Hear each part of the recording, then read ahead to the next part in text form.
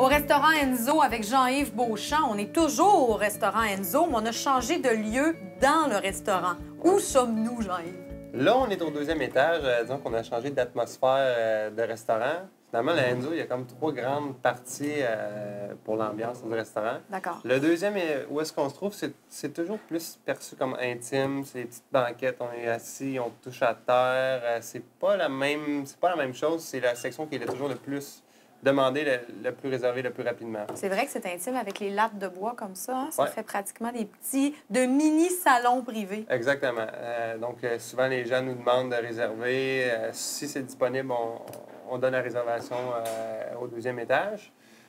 C'est sûr que les 3 sections sont différentes, mais en haut, quand on est en haut, on dirait que les gens prennent plus plaisir à prendre son temps, à déguster. Ça fait plus, disons, le succès est plus grand au deuxième étage. On va dire ça comme ça.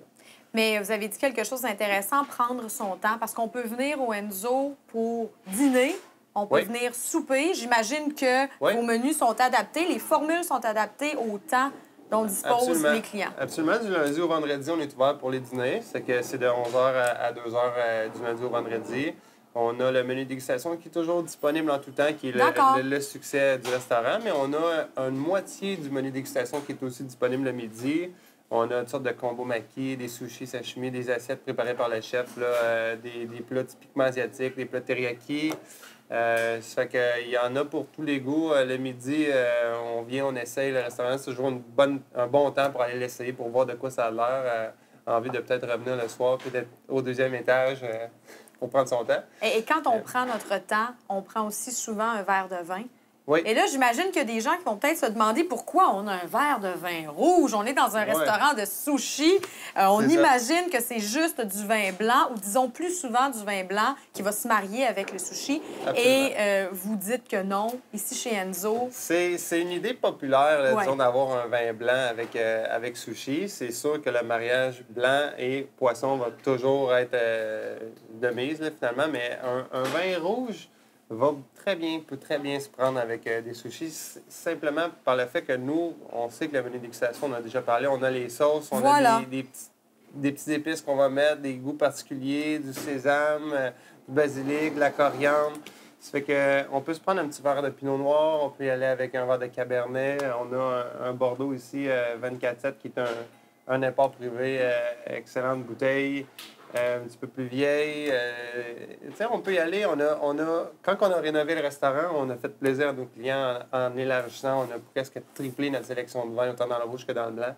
Ça fait que le rouge est totalement de mise avec un menu dégustation chez Enzo. On va suggérer beaucoup des rouges à des clients qui préfèrent d'office le rouge versus un vin blanc. Est-ce que ça surprend justement de pouvoir s'en aller dans le rouge et d'avoir des accords avec les sauces que vous proposez chez Enzo? Bien, c'est toujours agréable de proposer un vin rouge à des clients qui viennent essayer le menu dégustation et qui pensent qu'ils vont prendre un vin blanc, mais finalement qui aboutissent avec un vin rouge, puis qu'ils vont trouver que le mariage est ma foi, ça se prend super bien. C'est qu'on peut prendre un Bordeaux. On en a pour tous les goûts. Quelqu'un qui veut quand même son vin rouge très corsé. On a gardé des Shiraz 100 des Syrah 100 on a différents types de vins qui vont aller avec les différents types de goûts qui nous ont été apportés puis demandés par les clients. Ça fait que on peut très, très bien prendre un grand blanc, un vin blanc normal. On peut y aller dans le chardonnay, dans les différents types. Il n'y a pas de formule spécifique. Vous aimez le vin rouge, je vais vous suggérer un vin rouge qui va aller avec ce que vous avez choisi de manger.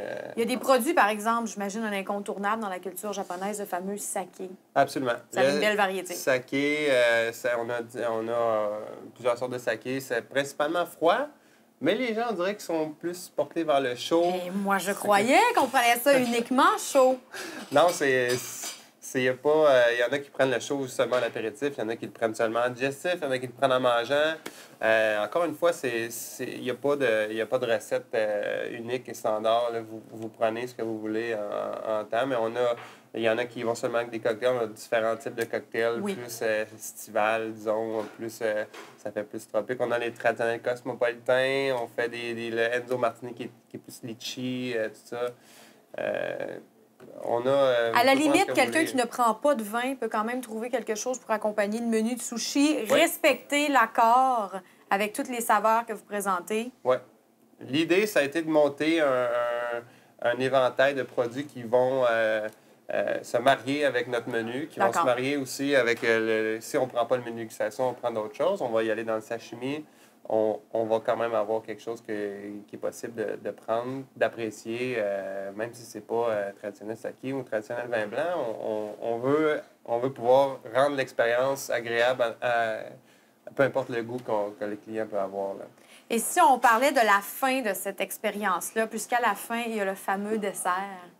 Oui, ici, vous avez des desserts qui sont quand même assez spéciaux. Parlez-moi des desserts d'Enzo. On a le dessert Enzo qui est une crème glacée frite, là, très, très populaire, seulement pour les dents sucrées, je dirais. Quel type de clientèle avez-vous au Enzo?